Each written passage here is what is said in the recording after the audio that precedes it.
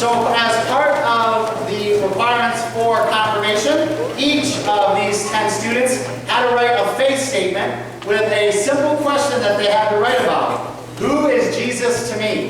And I can tell you that they wrote unbelievable and moving papers, each and every one of them, and you can see those papers out on the cake table in the narthex.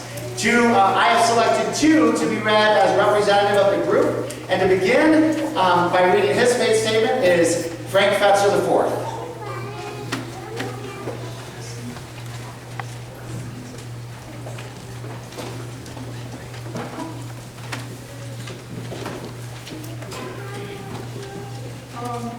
My faith statement, I will begin with the verse I chose, which is Isaiah 40:30-31. Even youths will faint and be weary, and the youth will fall exhausted. For those who wait for the Lord shall renew their strength. They shall mount up with wings like eagles. They shall run and not be weary. They shall walk and not faint. Jesus to me is my Lord and Savior. When I think of Jesus, I think of how he walked on water, how he died and came back to life, and most importantly, that he died for our sins. When I mess up or do something bad, I know that God forgives me and that I should fix what I did wrong. When my sister hits me and I want to hit her back, I know that God would want me to do that. I look to God when I'm in times of need, and when my grandpa is going through surgery, I pray for him to have a good surgery. I look to God when I'm going through a rough time and do that on a test. When I lose a loved one, it makes me mad and sad. But then I realize that they'll now be with God and He will take care of them. That they'll be happy there in heaven. God helps me get through the rough time. When I lost my dog Amy, I prayed that she'll be happy in heaven. That helped me get through that time. My faith will help me in the future to stay on the right path. My faith will keep me from taking drugs, drinking, and to keep me out of trouble. My faith will help me get through everything. When it's rough, my faith lets me know that even though it may be hard, then that I'll get through it. Jesus is important to me because he helps me to know what is the right thing to do, that I should be good and not bad.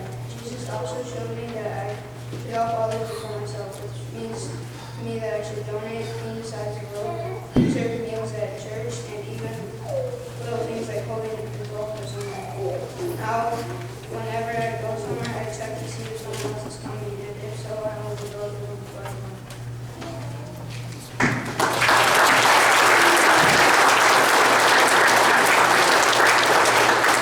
Thank you, Frank. Next is Andrea Jensen.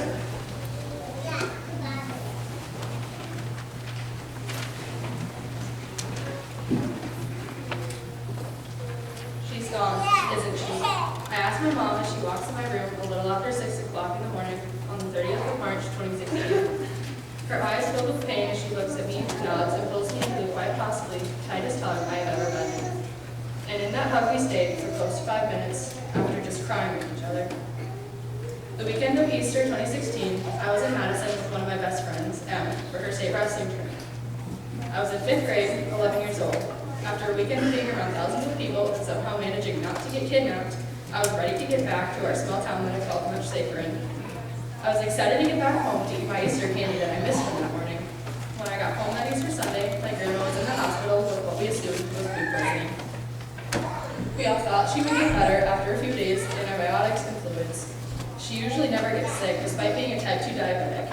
She was very active and an extremely hard worker, so her calling my mom to take her to urgent care was very out of character. From there, her health quickly declined. Her organs began to fail. One by one, her body was giving up. She was one of the strongest people I knew, and this could not be happening. The next 3 days were a blur. Time seemed to creep by slower than it ever had before, but also felt like everything was fast-forwarding past me. Those 3 days were the scariest times of my life so far. My brother and I prayed multiple times a day, hoping she could make it out alive. The day she died was the most emotionally confusing part of it all. I was sad, but I wasn't. I knew she was no longer in pain, but I also knew we didn't have to worry about what would happen to her next. Necrotizing fasciitis had killed her, a flash-eating bacteria that infected her entire upper body before any cried only once that day. I went to school because I wanted to be surrounded by my friends who I knew would help me get my mind out of things. Her visitation and funeral was on April 8th. There were flowers lined up around the entire room and pictures of her on the table sitting in the corner. That day was full of both happiness and sadness. Many of my grandma's friends came and shared memories and condolences to each other with Elvis's greatest hits playing in the background. She loved him a lot. That was a time in my life when I found Jesus. When I was little, I went to Sunday school and basically did everything a kid can do to learn about the Bible. But up until then, my mentality on Jesus was just that, oh, well, he's pretty cool, but that's pretty much about it. I never realized really how amazing he was. He provided me with the strength and ability to heal after one of the worst times in my life. As I was looking for Bible verses to include in this paper, I came across quite a few I liked, but Joshua 1:9 stuck out the most to me. It says, "Have I not commanded you? Be strong and courageous. Do not be afraid, do not be discouraged, for the Lord your God will be with you wherever you go." This verse means to me that whatever direction I choose to lead my life in, the Lord will be with me to guide me through any troubles I may face. As I continue on to the new and exciting world of high school, I know the Lord will be by my side